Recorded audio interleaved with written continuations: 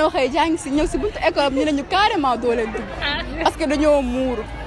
te xam ngeen loolu du yoon ñun en tant que femme musulmane suñu yaram dara waru si feeñ loolu nag dëgg la wala du dëgg suñu parents ñun bañ ñuy inscrire si école bi xamoon nañ ni que fii privé catholique la ñun bañ ñu inscrire ñun fii ñoom kenn fi daanu woon jàng si ak école parce que directeur moo ñu autorisé premier ministre Ousmane Sonko moo ñu ko autorisé looloo tax ñu def ko moom su ko waxoon fii kenn du ko def dinañ respecté lu ma parce que école am la am na si plein droit ñëw na fii nag bu fekkoon daf ñu prévenir loolu passé mu ne mu wax fii devant tout le monde le semaine prochaine bu fi kenn ñëw ak voile élèves yëpp kenn du ko def c'est parce que dafa ñëw fii kenn yëgul ñun ñëpp kenn yëgul mu ñëw xëy fajar teel kenn du dugg ñun ñoo ngi nii am français matière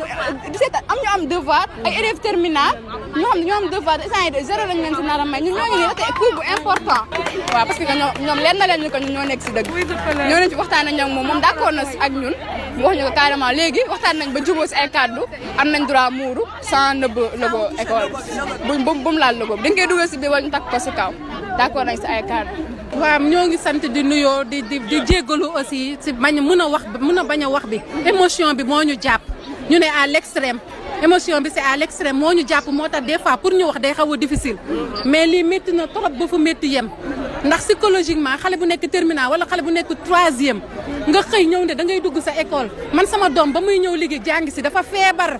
elle était malade je te jure sérieux ak weer bi ma woor mais dafa forcé ne dafay ñëw jàng si parce que matière dominante la am ma ne ko lan nga am mu ne ma maman philo laa am te philo koy 6 la si man pour ma manquer cours day difficile si man xale bi dafa feebar de je te jure sérieux entre nous ma xëy ma baxalal ko ndox ne ko xëppooku ko sa kaw bopp ba ci suuf mu xëppooku ñëw jàng si malheureusement jotuñoo dugg iya jotuñu dugg dañ ñun élèves yi kese ñoo dugg na recevoir nañu ba ñu recevoir yee aussi waxuñu ñu dara lu tegu si yoon alerté wuñu joxuñu ñu message waxuñu dara te ñun dañ ñu ne Ousmane Sonko daf ñu ne port de voile bi léegi définitivement école bu nekk na ko accepté ñun tamit ñu bàyyi suñuy doom ñu muuru ñoom ba ñu xamee ne bëgguñu muuraay dañ ñoo waroon a aviser buñ ñu aviser defal ñu lettre wala dara ñun dinañ xam ne ñun ñii kat dinañ xool ni ñuy waxtaan ak suñuy njaboot ndax man Saint-Slim ba ma fa demee bañ ma dàqee ndax voile damaa dem waxtaan ak sama doom man sama doom ñoom ñii ñoo ko dévoilé ma d'accord si yaa ngi dégg te loolu du yoon parce que c'était trop tard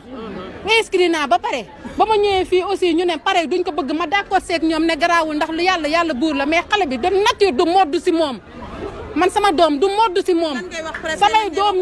yëpp muur du mode si ñoom que ça soit clair du mode waa école bi nañu seetaat seen bopp ñun dañoo am confiance dénk leen suñuy doom nañu téye seen doom psychologiquement ak moralement ñoom madame bu ñuy prière xale yi dañuy taxaw di prière pendant 3 ans samay doom dañuy prière man Bambi laa tudd Bambi Mbaye laa tudd. waaw man daal li ñu ci yokk mooy ñoom mënuñu ñëw exiger élève bi ni que ni dafay dévoilé wu loolu boo koy wax loolu nga ko def début d'année ñun ñu xam exact lan la ñuy sëkkante suñu doom yow ngay ne élève bi du dévoilé wu ba pare ngay gis ko sa 30 minutes de prière xale bi dee julli sax fi mu toll nii prière bi da koy xam mais yow boo ko bañalee lii yow itam bañal ko lee bu dee dara bu ñuy prière nga jénne leen mais yow da nga ko exiger sa prière ba pare dir bëgg koo dévoilé waaw mooy catéchisme bi ñu def avant les cours 30 minutes avant les cours dañ koy exiger élève élève bi du ko def te loolu du yoon ñun ay jullit lañ loolu bu amatee début d'année nañ bind seen i këyit wan ñu ni ñu carrément lii bëgguñu mu am ci élève bi su boobaa ñun parents d'élèves ñu xam lu ñuy wax waaw loolu daal la ñu amal lu ñu metti gis nañ président EA bi wax rencontré na élève bi nee na am te tamit ça suffit bu mu amati lu mënta nekk nañ ñu ko wax début d'année ñun des parents d'élèves xam ce qui s'est passé ce matin je voudrais également vraiment préciser une chose que n'est pas une affaire de religion. Franchement, ça je voudrais être très clair, c'est pas une affaire de religion, mais c'est tout simplement un incident qui s'est produit ce matin suite à une situation constatée par l'administration du lycée. Situation qui a montré effectivement que quelques élèves, notamment des filles, peut-être portaient le voile de façon pas très adaptée. Parce que ça pouvait cacher, ça cachait par moment un peu l'insigne, etc. Alors que dans cet article, il est bien précisé qu'on doit porter le voile, les pères, sans préjudice vraiment aux autres croyances, etc. Alors sur la base de cet incident, le chef d'établissement a voulu, entre guillemets, marquer le coup en refusant l'accès, non pas seulement aux filles concernées, mais à tous les autres élèves qui portaient le voile. C'est peut-être là ce qu'on pourrait qualifier de maladresse. Parce que,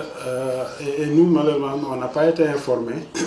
Bon, il a voulu vraiment corriger cette situation en leur refusant l'accès. Ça constitue quand même,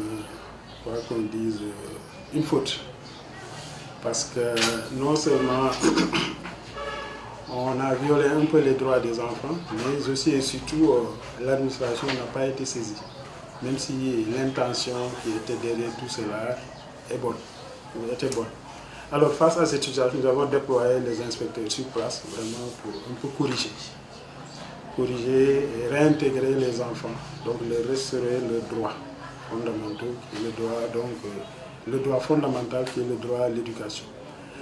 La leçon qu'on en tire, c'est que effectivement cette question du voile a été définitivement tranchée par les plus hautes autorités de ce pays.